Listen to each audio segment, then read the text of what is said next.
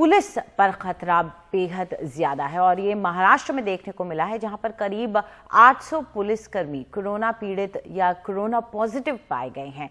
महाराष्ट्र में 7 और मुंबई में 4 पुलिसकर्मियों की कोरोना की वजह से मौत भी हो गई है, जो कि बेहद चिंता जगाने वाली है। सोहित मिश्रा हमारे साथ जुड़ गए हैं। सोहित, ये जो आंकड़े हैं, अब इसकी अगर हम तुलना देश के लिहाज से करते हैं तो वाकई चिंताजनक बात है। 16 लाख से ज्यादा टेस्ट पूरे देश में हो चुके हैं और इसका 1/8 यानी 8वां हिस्सा ही टेस्ट महाराष्ट्र में हुए हैं, जो कि 2.3 लाख है।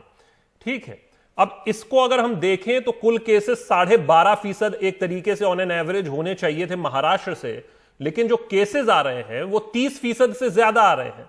तो कहीं ना कहीं ये बड़ी चिंता है, जिसका इलाज अब क्या है, क्योंकि टेस्ट की संख्या तो नहीं बढ़ रही है लेकिन मामले बहुत ज्यादा बढ़ रहे हैं।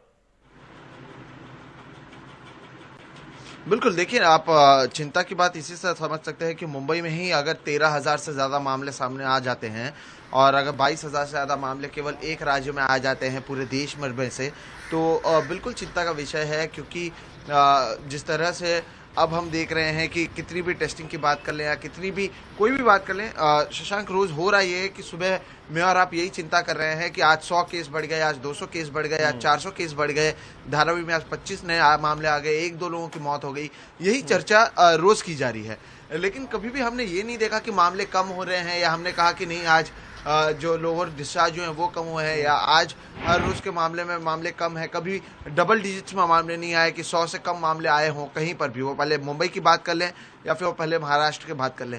धारावी में भी ऑन एन एवरेज कभी भी 20 से मामले हर रोज कम नहीं आए। तो आप सोचिए कि अगर धारावी का ही अगर आप एग्जाम्पल लेकर देख लें कि अगर एक छोटे से इलाके में हर रोज 20-30 मामले सामने आ रहे हैं, तो वहां पर जो इलाके में रहने वाले लोग होंगे उनके भी क्या हालात होंगे, जो डॉक्टर्स टेस्टिंग कर रहे हैं वो क्या सोच रहे होंगे, और वो डॉक्टर्स हर रोज दिन रात अगर लोगों की टेस्टिंग कर रहे हैं तो किस तरह के हालात हैं। ये तो कुछ ऐसे इलाके हैं जहाँ पर लगातार टेस्टिंग की जा रही है। ऐसे भी तो कई इलाके हैं जहाँ पर टेस्टिंग नहीं की गई है, तो वहां पर हमें पता भी नहीं है कि हालात क्या हैं। भले ही वो ऑरेंज या ग्रीन जोन कर दिया गया होगा उनको, लेकिन वहां पर तो टेस्टिंग की ही नहीं जा रही है। जैसे कि ये एक एग्जाम्पल जो हमेशा मैं इससे पहले भी दे चुका हूँ कि 53 मुंबई के पत्रकार तब पॉजिटिव पाए गए जब उनकी टेस्टिंग की गई। तो यानी आप समझिए कि टेस्टिंग के बिना तो सब असिम्प्टोमेटिक थे। तो ऐसे कई लोग हैं जिनकी टेस्टिंग नहीं की गई है, और अगर उनकी टेस्टिंग की गई तब पता चलेगा कि उनका हालात क्या है। लेकिन जिस तरह से रोज 100 से ज़्यादा मामले, 100, 200, 300 मामले बढ़ते हैं, अभी तो हज़ारों में बढ़ रहे हैं। जैसे परसों भी, कल भी हमने देखा था कि 1000 से ज़्यादा मामले एक दिन में आए थे।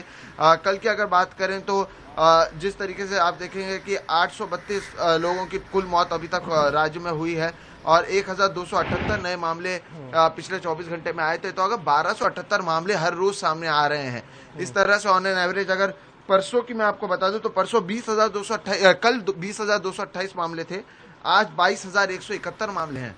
तो अगर इसी तरीके से मामले बढ़ते जाएंगे तो प्रशासन की ओर से क्या कदम कितने भी उठाए जाए, लेकिन अगर मामले ज्यादा आ रहे हैं तो आप समझिए कि क्या इतने बेड्स हमारे पास नहीं है, इतने लोगों की इलाज की सुविधा हमारे पास नहीं है, लाखों में लोगों को होम क्वारंटीन करवाया गया है। अब केंद्र सरकार ने भी अपनी नीतियों को बदला है कि अगर आप असिम्प्टोमेटिक हैं, आप अस्पताल में भर्ती हैं, तो आप वापस भी निकलेंगे तो आपकी एक बार फिर से टेस्टिंग करनी ज़रूरी नहीं है। तो मामले ज़रूर चिंताजनक हैं और इसी तरह से बढ़ते हुए नज़र आ रहे हैं, और कहीं ना कहीं प्रशासन की ओर से कदम ज़रूर उठाया जा रहा है, लेकिन जिस तरह से आंकड़े हैं वो आप समझ सकते हैं कि जो कदम उठाए जा रहे हैं वो नाकाफ़ी हैं।